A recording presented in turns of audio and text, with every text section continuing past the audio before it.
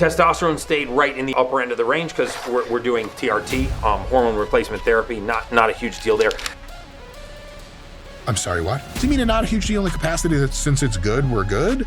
Or does he mean a TRT is not a big deal? Because it's a f***ing huge deal. And I suspect that the TRT has probably a lot to do with Dana White's transformation.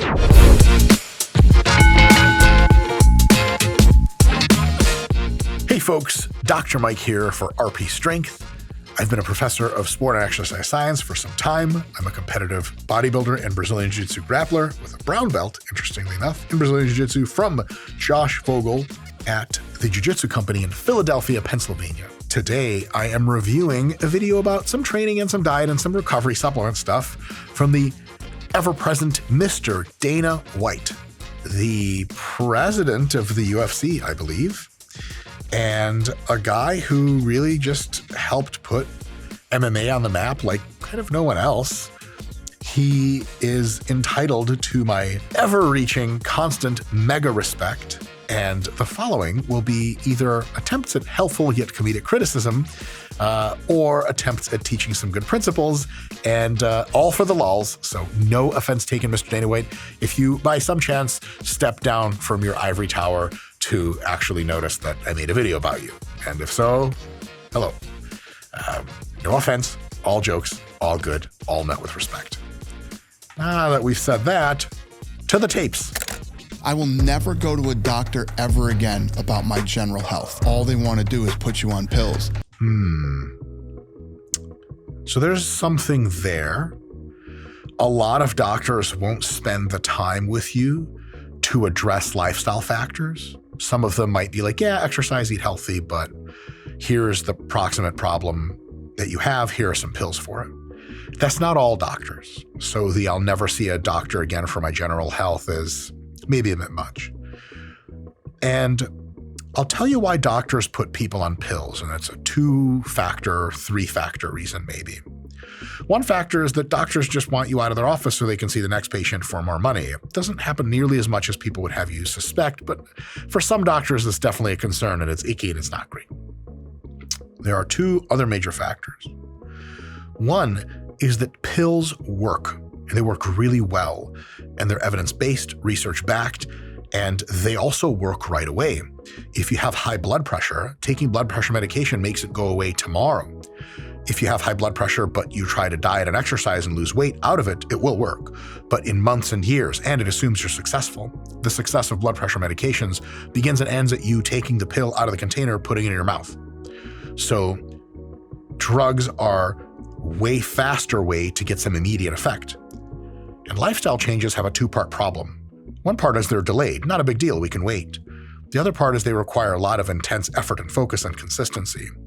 One of the dark sides why a lot of doctors don't spend a lot of time on lifestyle intervention is because they're not really trained in school to know a lot about the RP Hypertrophy app. There is no avoiding hard training if you want to grow. But if you want to grow the most, your training needs to be hard and smart. RP Hypertrophy app will make sure you're progressing on track, monitoring and adjusting your workout at all times. So for all that work you're doing, you can be sure you're getting the best results. So doctors want to get you on pills so you just don't croak proximately, and then they hopefully pray that you get your life together, but you kind of go to a doctor because you're in ill health. And so kind of to Dana White's point, your general health when you're not sick proximately and you need help now should be something you handled pretty much with good sleep, good training, good recovery, and good eating, and a lot of physical activity. And the thing is, most people don't do that. And then they come to the doctor and the doctor's like, well, you're in really bad health. Here's some pills. And by the way, diet and exercise, you already walked out the door. So that's kind of how it happens. It's not really a thing that doctors are just doing because they're evil or they're missing it like crazy. There's an understanding from some of the folks that do this kind of lifestyle medicine that everyone that comes into your door as a patient could be someone whose life you change by introducing them to all sorts of interventions that take a lot of their time and effort. Generally, people that believe that have not worked sufficiently in the general population to understand that most people just won't do it.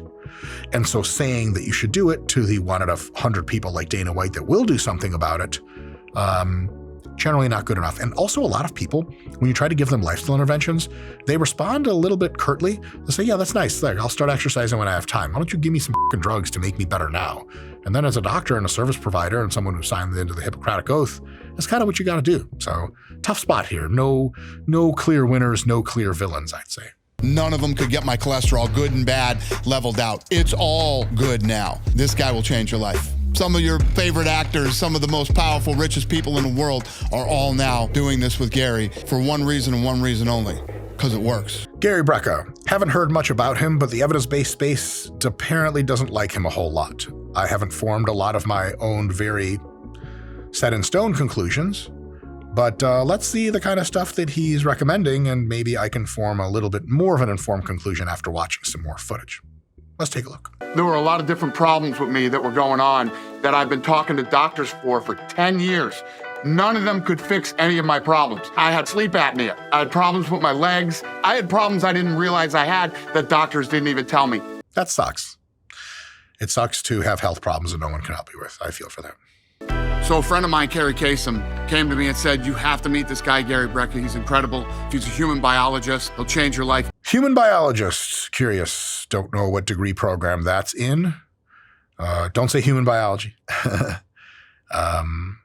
Let's find out what kind of stuff he knows. I'm not cynical, but I am skeptical. There are 4 components to the superhuman protocol. Ooh, it's something called the superhuman protocol. Ooh, curious.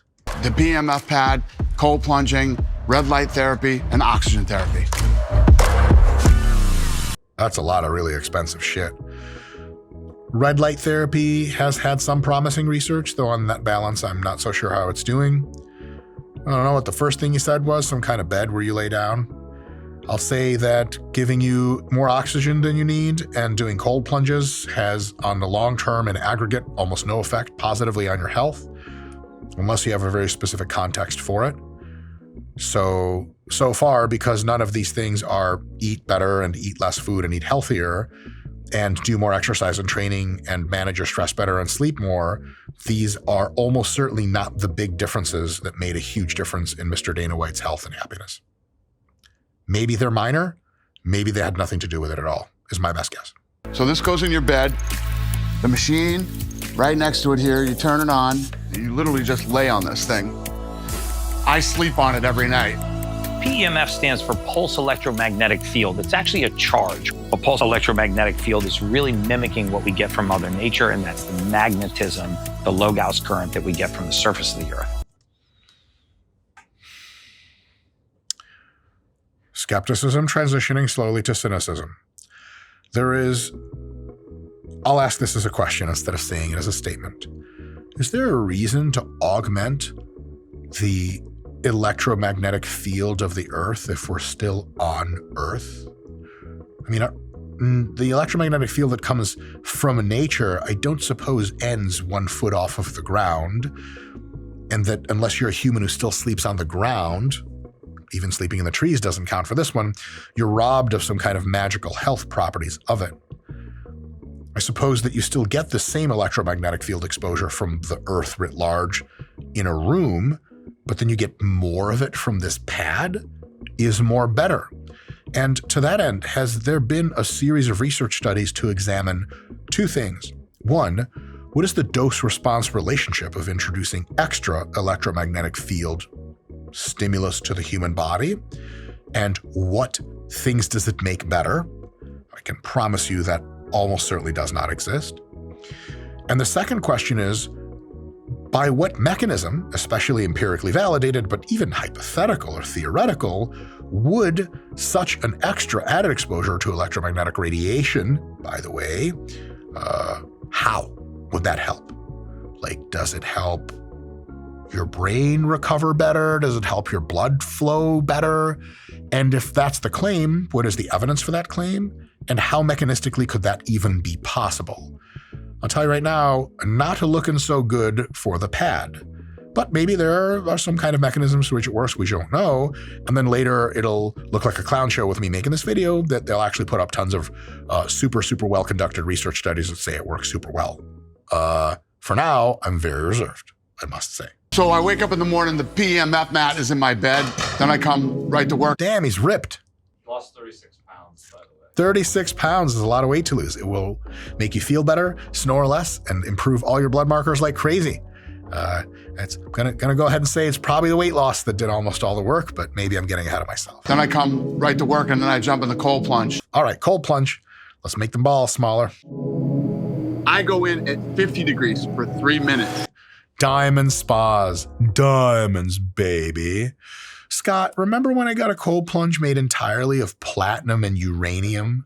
But they said the uranium was bad for me, so I had to exchange it and just go to platinum and zirconium instead. Sucks to be. Just terrible. I wouldn't know anything about it.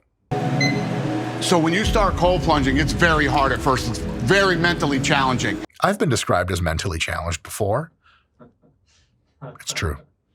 So the cold plunge is my drug of choice. I don't think anything makes you feel better for longer. Hey, Gary, you ever had a blowjob before, motherfucker? Hey, we got a professional blowjob artist, and then we got a cold plunge. Which one you want, Gary? He's like, I love the cold. You're like, okay, sweet. That was the thing that happened.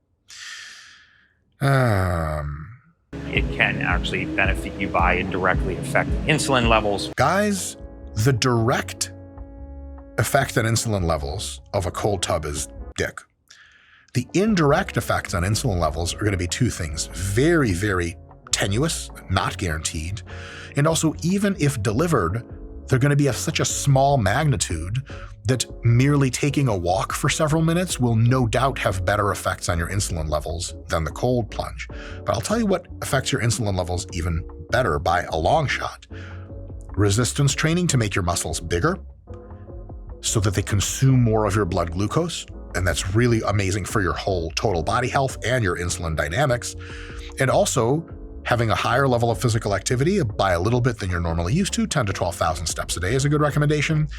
And eating healthier foods, but especially less food than you burn every day. And thus, you end up losing body fat. And losing body fat and weight while gaining muscle mass and having a high level of physical activity, that trifecta will do all the heavy lifting for improving your insulin dynamics by a mile, by 95%. Whether some of this other stuff that Gary no doubt will talk about does even 5% is itself contentious. So if Mr. Dana White got all of these amazing transformations, and he did a great job, with just this kind of ancillary treatment, I would be really, really impressed. But I suspect he's on a fat loss healthy diet and has increased his daily physical activity and is doing organized resistance training protocol, and has thus lost a lot of weight and gained a lot of muscle. Sure looks like it to me, but we shall see. If that is in fact the case, the vast majority of the credit for his transformation goes to physical activity enhancement, resistance training, and eating a better diet. What amount goes to these other modalities is, in my scientific eyes, and I only have scientific eyes,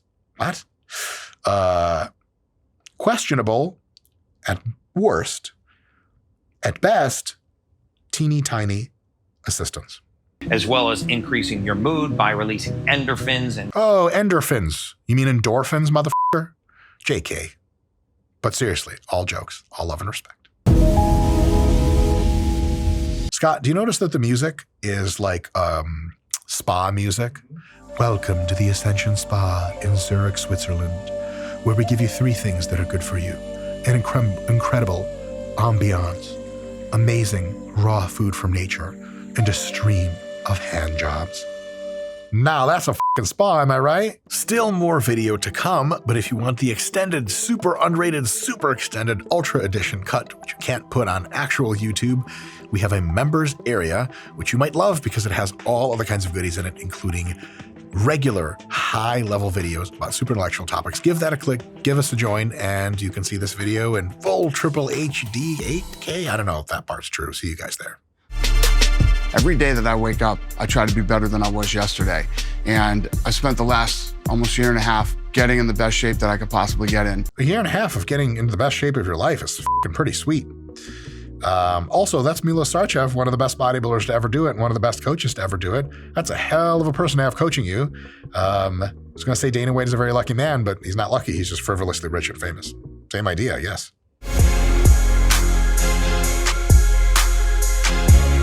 All right. We got a little full range of motion action. Not bad. Since I started taking my health seriously almost 2 years ago, my life has completely changed.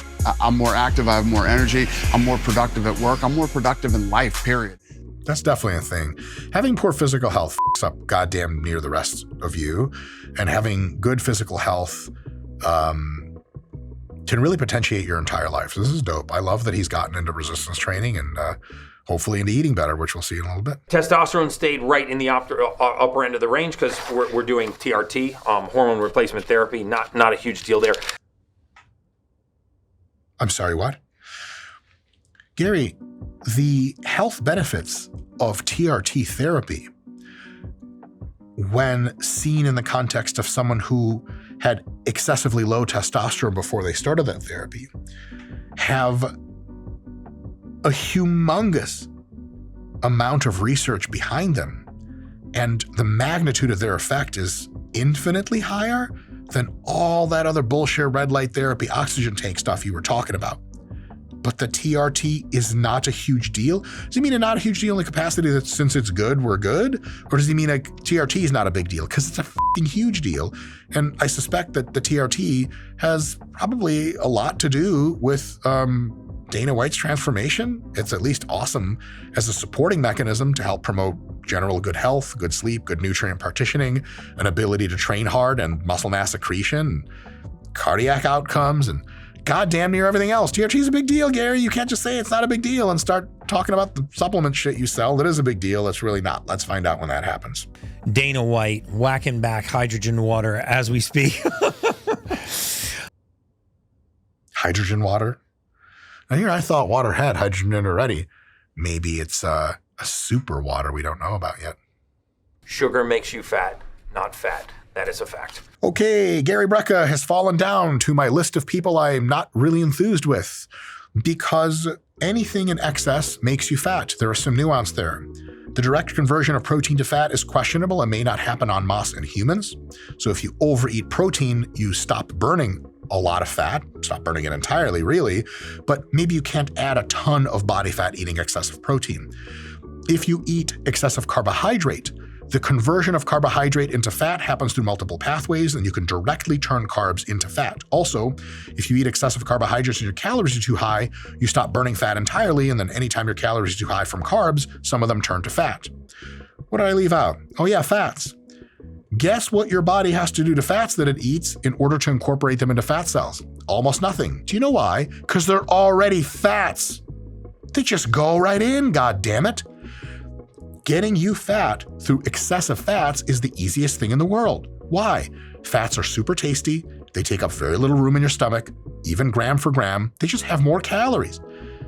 Excess fat is probably the highest reason why people are fat. Ask people what they used to overeat when they were overfat, and they will tell you. Cookies, ice cream, pizza, pasta. How many of those things have a lot of carbohydrate but very little fat? Scott, remember we went out and had donuts and pizza that had low fat?